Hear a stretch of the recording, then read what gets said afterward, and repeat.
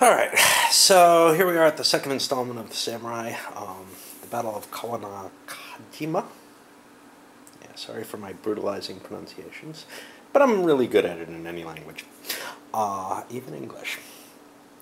So we've got a situation here where it's actually an interesting pre-battle setup, but none of that affects the play of the actual tactical battle. The Usagi clan, the orange guys, were camped on top of a mountain, well, partway up the mountain, and outnumbered heavily by, what do we got here, the Takeda clan. Almost 2-to-1 outnumbered. Takeda, Shinjin decides to split his forces in two, and he sends the larger force up the mountain behind the enemy to surprise them from behind, and then drive them into the anvil of his own forces. It didn't work out. Usagi comes down off the mountain in the mist, approaches those holding forces that were meant to finish off the routing units. The mist clears, and boom, we're here. And Usagi's assaulting the Takeda smaller force. First thing, on the map, there's some rivers. They don't actually exist. It's just reuse of a map that's used in a different battle. It's supposed to be a featureless plain. Whatever those gray lines are, I have no idea what they are in the other battle. They don't exist. It's just all one terrain and all one level. At some point in the game, the follow-up Takeda force, which is sitting up here, and is about the size of these other two forces, will come onto the map and smash. Well, we'll see what happens. And there's some additional holding forces on a ford for the Usagi clan. The Usagi get the chance to probably totally mispronouncing them.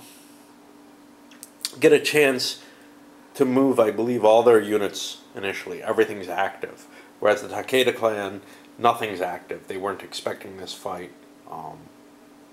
They have Honshin, which allows them, however, to react a little better. The Usugi don't have a fixed command location, so they don't have that advantage. Very few Teppo in this battle formation. Troops, quality looks mixed, probably about average for both sides.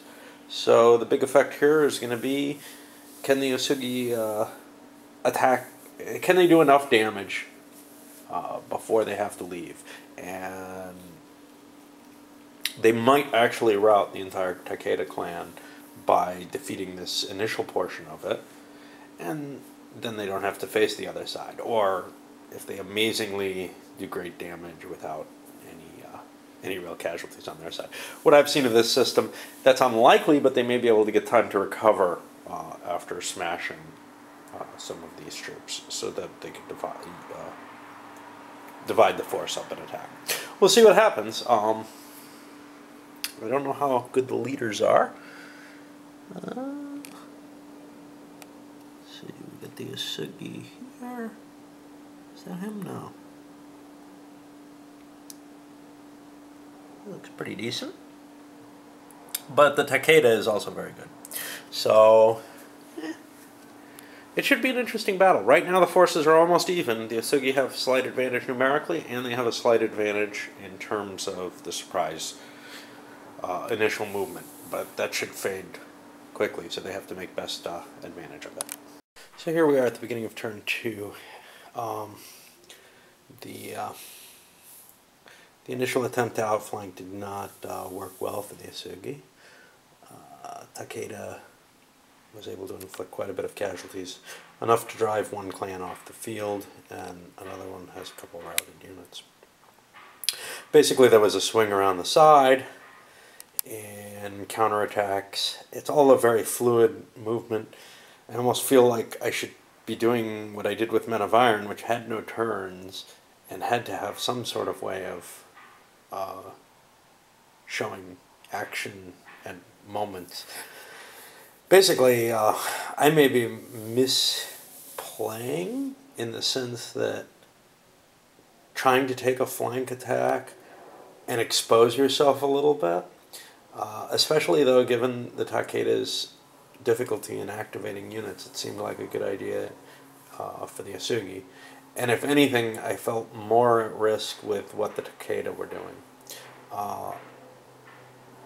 Not really quite sure why units ended up routing, except that positional advantage, along with multiple, well, mainly the charging cav is the biggest thing, along with positional advantage, really gets you up to a high point on the shock chart. And when you're doing 8-10 cohesion hits, everything will disrupt in that case. So still got a little bit of engagement going on over here. We had some personal combat, and that resulted in a severed head. I'm beginning to wonder if samurai are the answer for breaking a line, but it seemed like with the surprise value that was not the time to take it. Anyway, we'll see. Things are very, very fluid in this game. Alright, a serious oh fuck moment. Ended up catching my elbow on the map. This is beginning to convince me that maybe I do need plexiglass. And shaking everything. And I'm not used to that kind of action. First of all, the non-matte maps are more susceptible to this, but also the slick counters, and I've got a mess. I don't know if I can recover what's going on. I want to catch a moment in time, though, from it, which is simply that I moved the Takada clan out, and I think I learned something kind of interesting as sort of the optimal attack strategy for a flanking maneuver, where you might leave yourself open, is to charge forward, smack them for a couple rounds, getting your continuations, momentum, whatever, and then use the withdrawal rules to pull back. Very much like something similar that happened in Gustavus Adolphus in the Musket and Pike series with the Cav, where it's sort of this whirling attack that you want to take care of. Most leaders won't be able to manage it though, because they will fail one of their momentum rolls. All right.